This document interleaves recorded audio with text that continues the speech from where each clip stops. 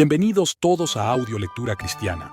En esta ocasión leeremos Sola Fide, escrita por Martín Lutero, en nuestra serie especial por el mes de la Reforma. En un mundo que creía comprar el favor de Dios con monedas, ayunos y penitencias, se levantó una voz que resonó como trueno sobre la oscuridad. El justo por la fe vivirá. Martín Lutero no descubrió una nueva verdad, sino que redescubrió la antigua, aquella que había ardido en los labios de Pablo y encendido el corazón de Agustín. La salvación no se gana, se recibe. No son las obras, ni los votos, ni la devoción lo que justifica al pecador, sino una sola cosa: la fe en Jesucristo. Fe que no se posa en uno mismo, sino en el Hijo de Dios. Fe que no presume méritos, sino que se aferra a la cruz. Fe que, una vez encendida por la gracia, no puede quedar estéril, sino que florece en obediencia y amor. Así nació el grito de la Reforma: Sola Fide, solo por la fe. Este mensaje no es una reliquia del siglo XVI, sino la verdad eterna del Evangelio, que el hombre es justificado delante de Dios solo por la fe, aparte de las obras de la ley. Acompáñanos en esta edificante audiolectura. Esperamos sea de gran bendición para todos. Dicho esto, amados hermanos, comencemos. Digo pues, que mientras el heredero es niño, en nada difiere del siervo, aunque sea señor de todo, sino que está bajo tutores y curadores hasta el tiempo señalado por el Padre. Así también nosotros, cuando éramos niños, estábamos en servidumbre bajo los rudimentos del mundo. Pero cuando vino el cumplimiento del tiempo, Dios envió a su Hijo, nacido de mujer, nacido bajo la ley, para redimir a los que estaban bajo la ley, a fin de que recibiésemos la adopción de hijos. Y por cuanto sois hijos, Dios envió a vuestros corazones el Espíritu de su Hijo, que clama: Abba, Padre. Así que ya no eres esclavo, sino hijo. Y si hijo, también heredero de Dios por medio de Cristo. Gálatas 4, 1 al 7. Este texto toca el núcleo mismo de la doctrina principal de Pablo. La razón por la cual es comprendido por tan pocos no es porque sea oscuro o difícil, sino porque queda muy poco conocimiento de la fe en el mundo, sin la cual es imposible entender a Pablo, quien trata el tema de la fe en todas partes con tanta vehemencia y fuerza. Por tanto, debo hablar de manera que este texto aparezca claro, y para poder ilustrarlo más convenientemente, diré unas pocas palabras a modo de prefacio.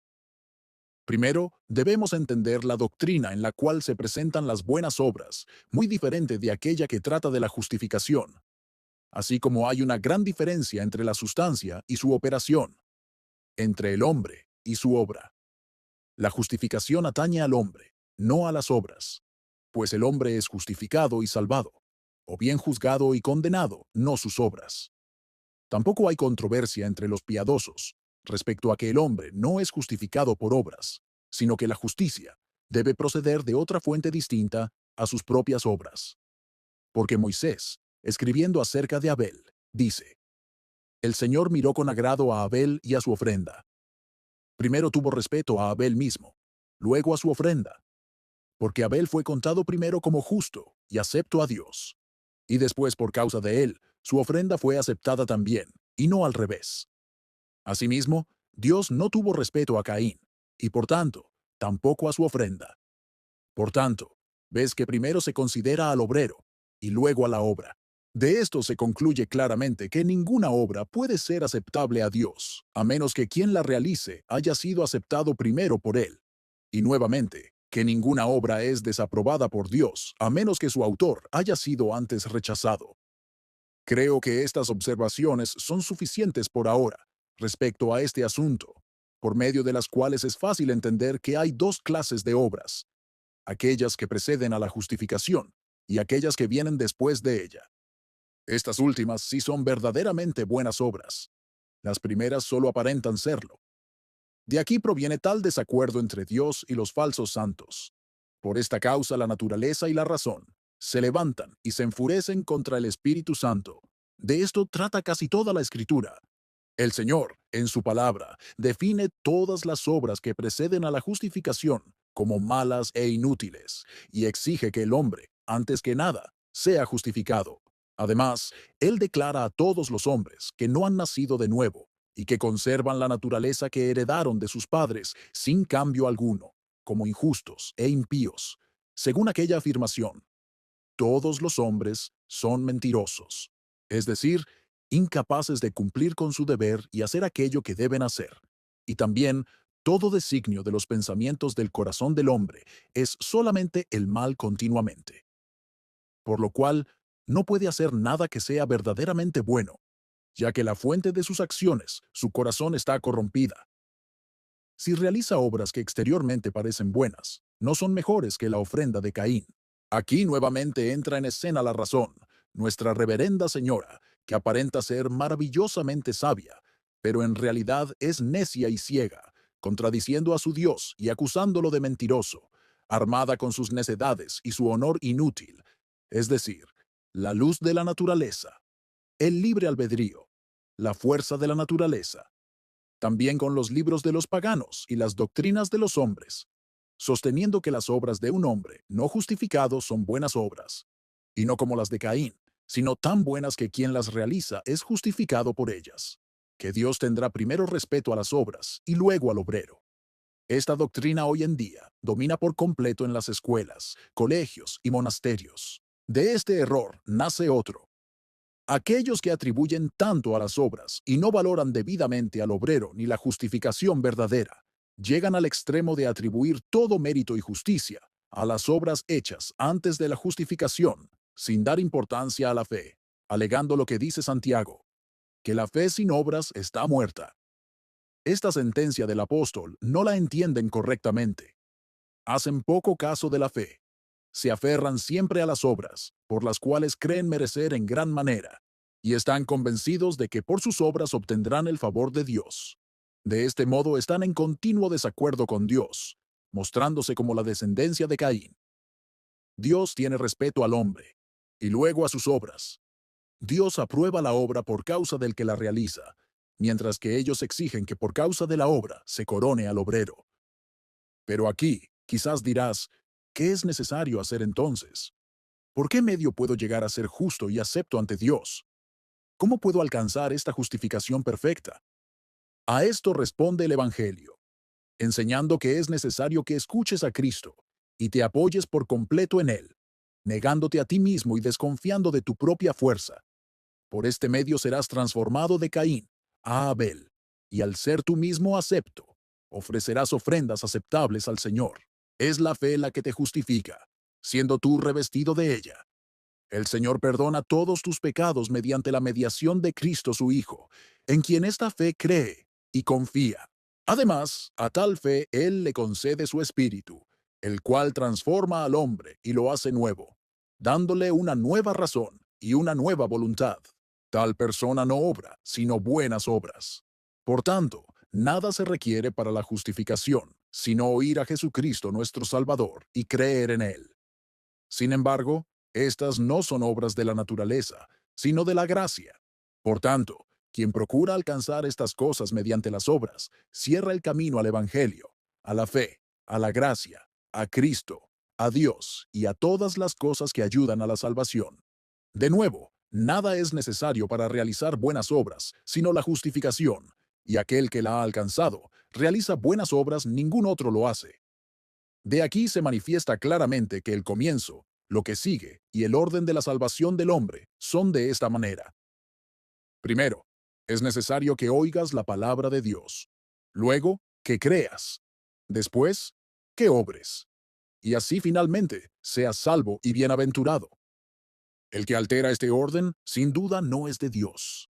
Pablo también lo describe, diciendo, todo aquel que invoque el nombre del Señor será salvo. ¿Cómo pues invocarán a aquel en quien no han creído? ¿Y cómo creerán en aquel de quien no han oído? ¿Y cómo oirán sin haber quien les predique? ¿Y cómo predicarán si no fueran enviados? Cristo nos enseña a orar al Señor de la mies para que envíe obreros a su mies, es decir, predicadores sinceros.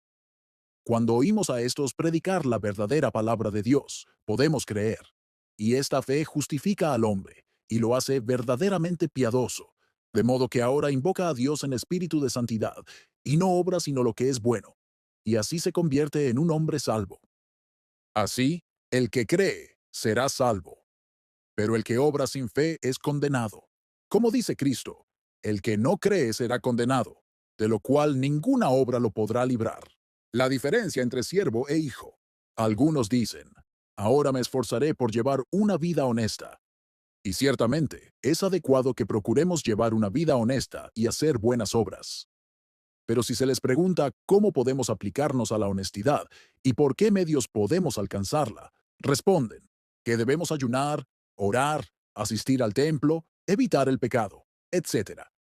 Así, uno se convierte en monje cartujo, otro elige alguna otra orden religiosa, y otro más es ordenado sacerdote.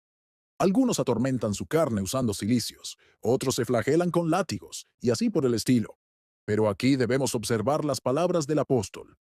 Él llama siervo a quien está ocupado en obras sin fe, de lo cual ya hemos tratado bastante. Pero llama hijo a quien es justo por la fe solamente. La razón es esta. Aunque el siervo se aplique a las buenas obras, no lo hace con la misma disposición que el hijo. Es decir, no lo hace con un corazón libre, voluntario y seguro de que la herencia y todos los bienes del Padre le pertenecen, sino que actúa como un jornalero en la casa ajena, que no espera que la herencia le pertenezca. Las obras del hijo y del siervo son casi las mismas en apariencia exterior, pero sus corazones son completamente distintos. Como dijo Cristo, el siervo no permanece en la casa para siempre, el hijo sí permanece para siempre. Los de la descendencia de Caín carecen de la fe de los hijos, como ellos mismos confiesan, porque piensan que es una arrogancia y maldad afirmar que son hijos de Dios y santos. Por tanto, conforme creen, así son tenidos ante Dios. No llegan a ser santos ni hijos de Dios, aunque practiquen las obras de la ley. Así, siguen siendo siervos por siempre.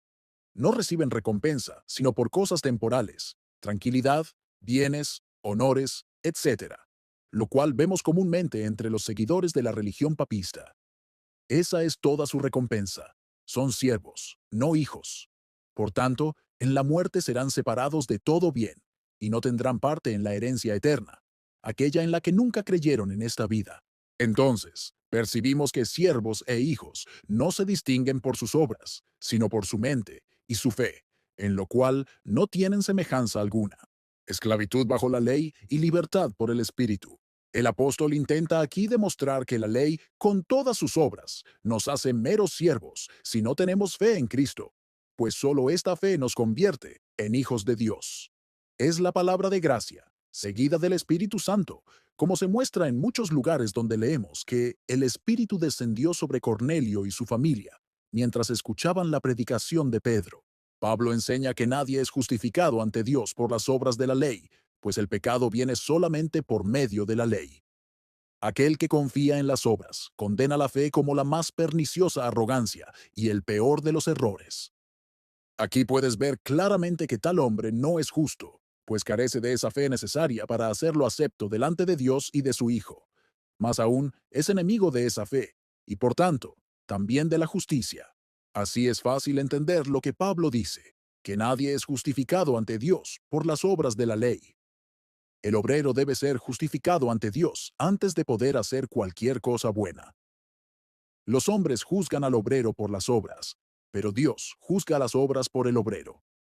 El primer mandamiento nos requiere reconocer y adorar al único Dios, es decir, confiar solo en Él, lo cual es la verdadera fe por la cual llegamos a ser hijos de Dios. No puedes librarte del mal de la incredulidad por tu propio poder, ni por medio de la ley. Por tanto, todas las obras que haces para satisfacer la ley no pueden ser otra cosa que obras. La ley revela el pecado, pero no puede transformar el corazón. El que se esfuerza por cumplir la ley sin fe, sufre por causa del diablo, y continúa siendo un perseguidor tanto de la fe como de la ley, hasta que vuelve en sí y deja de confiar en sus propias obras. Entonces da gloria a Dios, quien justifica al impío, y se reconoce a sí mismo como nada, suspirando por la gracia de Dios, sabiendo cuán necesitado está de ella. La fe y la gracia ahora llenan su mente vacía y sacian su hambre. Entonces vienen las obras que verdaderamente son buenas. No son ya obras de la ley, sino del Espíritu, de la fe y de la gracia. Son llamadas en las Escrituras obras de Dios, las cuales Él realiza en nosotros. Todo lo que hacemos por nuestra propia fuerza y poder, aquello que no ha sido obrado en nosotros por su gracia, sin duda es obra de la ley, y no sirve para nada en cuanto a la justificación. Más aún, es desagradable a Dios por causa de la incredulidad en la que se hace. El que confía en las obras no hace nada libremente ni con ánimo voluntario. No haría obra buena alguna si no fuera obligado por el temor al infierno o atraído por la esperanza de algún bien presente.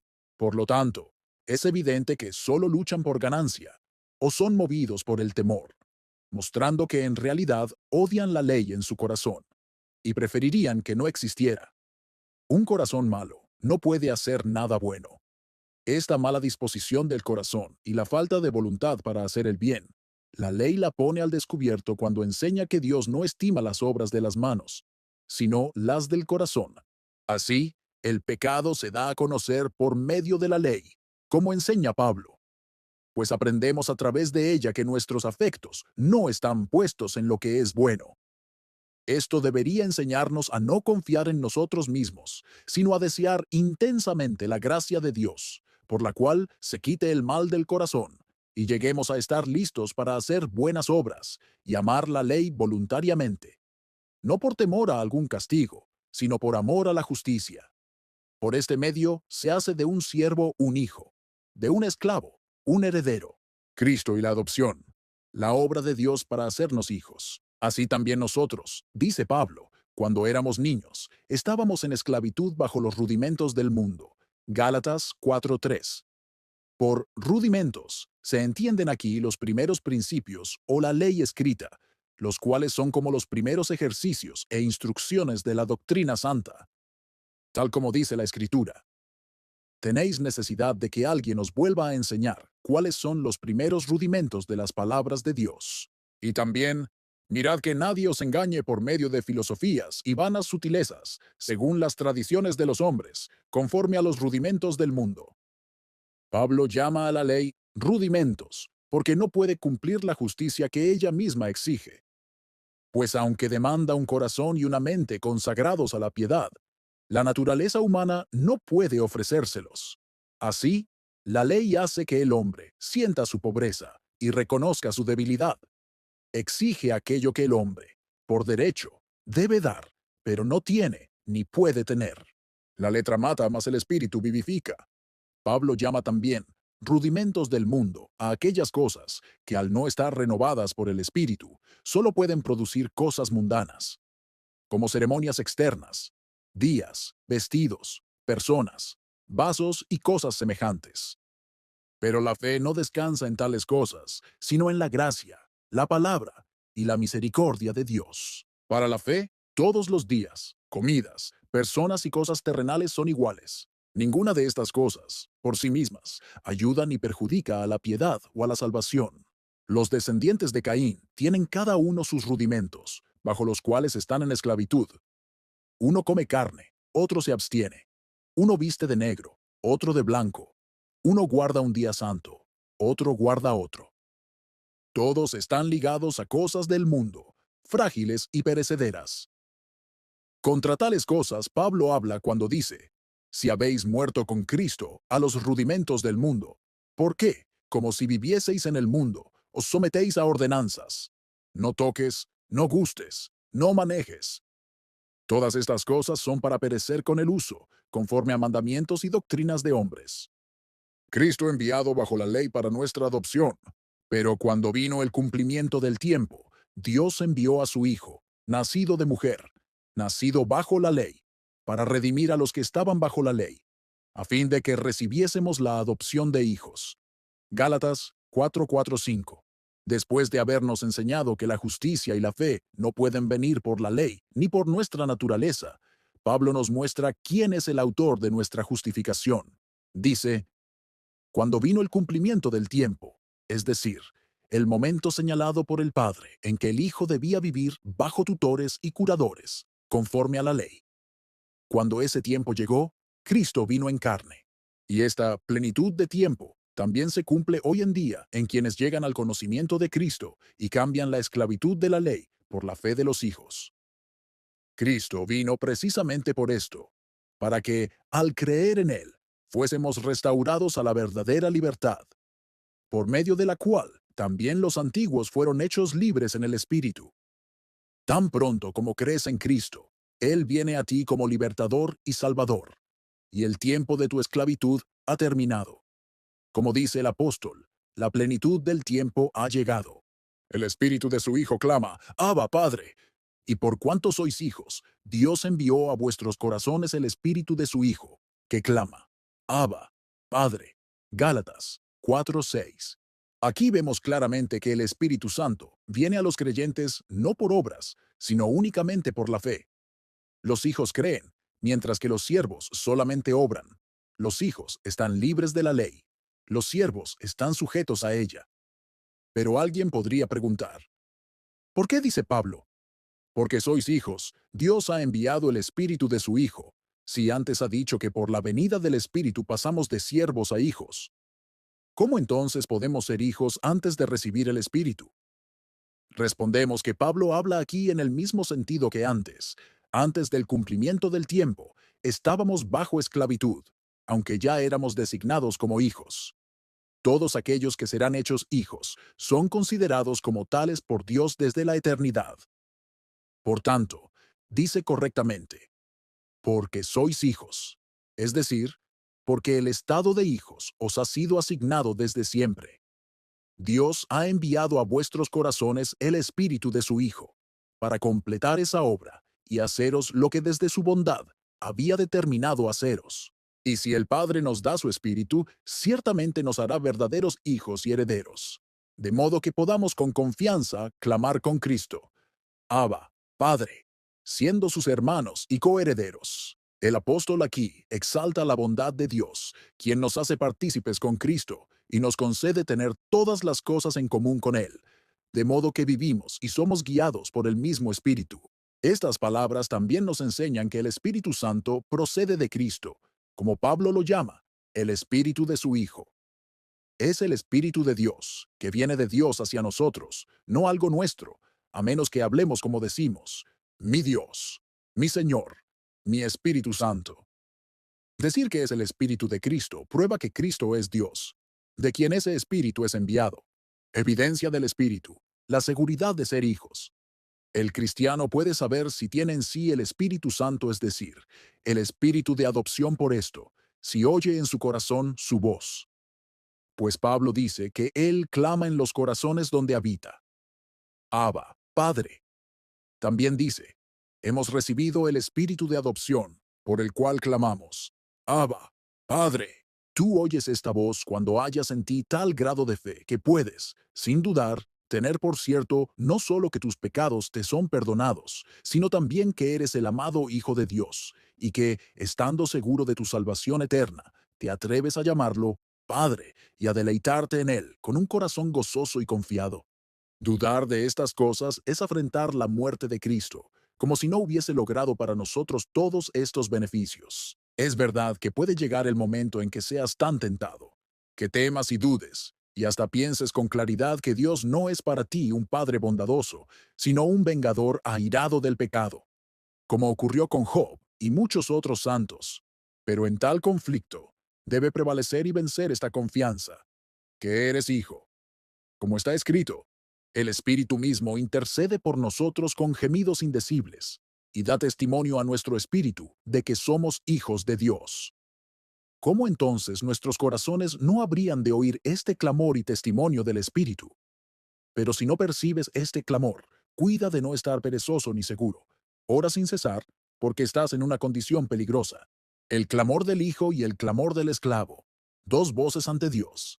Caín dijo, mi castigo es mayor de lo que puedo soportar. He aquí, me echas hoy de la faz de la tierra, y de tu presencia seré escondido. Y acontecerá que cualquiera que me hallare, me matará. Este es un clamor espantoso y terrible, el cual se escucha en toda la descendencia de Caín. Todos aquellos que confían en sí mismos y en sus propias obras, los cuales no depositan su confianza en el Hijo de Dios, ni consideran que Él fue enviado del Padre, nacido de mujer y bajo la ley, y mucho menos que todas estas cosas se hicieron para su salvación. Y no contentos con su impiedad, comienzan a perseguir incluso a los hijos de Dios, y llegan a tal crueldad que, siguiendo el ejemplo de su padre Caín, no descansan hasta haber derramado la sangre de su justo hermano Abel. Por esto, la sangre de Cristo clama constantemente contra ellos juicio y venganza, pero por los herederos de la salvación, clama por medio del Espíritu de Cristo únicamente gracia y reconciliación. El apóstol utiliza aquí una palabra siríaca y otra griega, diciendo Abba, Padre. La palabra Abba, en la lengua siríaca, significa Padre, y con ese nombre aún hoy se llama a los superiores de los monasterios. De igual manera, en tiempos antiguos, los ermitaños piadosos llamaban así a sus guías espirituales, y por el uso llegó a ser también una palabra latina. Así que lo que dice Pablo equivale a Padre, Padre, o si lo prefieres, mi Padre. No más siervo, sino hijo y heredero por Cristo. Así que ya no eres siervo, sino hijo, y si hijo, también heredero de Dios por medio de Cristo. Gálatas 4:6 dice el apóstol que, después de la venida del Espíritu, después del conocimiento de Cristo, ya no eres siervo. El Hijo es libre y voluntario. El siervo es forzado e involuntario. El Hijo vive y descansa en la fe. El siervo en las obras. Por lo tanto, se hace evidente que no podemos obtener la salvación por medio de las obras, sino que antes de que puedas hacer algo que sea aceptable a Dios, es necesario que primero recibas la salvación. Entonces las buenas obras fluirán libremente, para honra de tu Padre Celestial y para beneficio de tu prójimo, sin temor al castigo, ni esperando recompensa. Si esta herencia del Padre es tuya por la fe, entonces eres verdaderamente rico en todas las cosas, aún antes de haber hecho obra alguna. Está escrito: vuestra salvación está preparada y reservada en los cielos, para ser manifestada en el tiempo postrero. Por esto, las obras del cristiano no deben tener ningún objetivo de mérito, lo cual es propio de siervos, sino únicamente deben hacerse para el bien de nuestro prójimo, para que vivamos verdaderamente para la gloria de Dios. No sea que alguno piense que tan grande herencia nos viene sin costo alguno, aunque se nos da sin que nosotros hayamos pagado ni merecido nada. Sí tuvo un precio muy alto, pues Cristo fue hecho bajo la ley, y la satisfizo por nosotros, tanto en su vida como en su muerte. Los beneficios que por amor damos a nuestro prójimo le llegan libremente, sin que Él los haya ganado, aunque a nosotros nos cuesten algo, así como Cristo nos dio gratuitamente todo lo que era suyo, aunque a Él le costó su sangre. De este modo, Pablo llama de nuevo a los Gálatas y a nosotros también apartándonos de los predicadores de obras, quienes no predican sino ley, y pervierten el Evangelio de Cristo. Estas cosas son muy necesarias también para nosotros, porque el Papa, con sus prelados y monjes, ha impuesto por largo tiempo sus leyes necias y dañinas, totalmente contrarias a la palabra de Dios, seduciendo a casi todo el mundo y apagando la fe de los hijos, como ya lo predijo claramente la Escritura. Por tanto, todo el que desee salvación, cuide diligentemente de sí mismo, guardándose de ellos y de sus seguidores como del mismo Satanás. Amén. Muchas gracias por escuchar Audio Lectura Cristiana. Que el Señor les bendiga, amados hermanos. Hasta la próxima.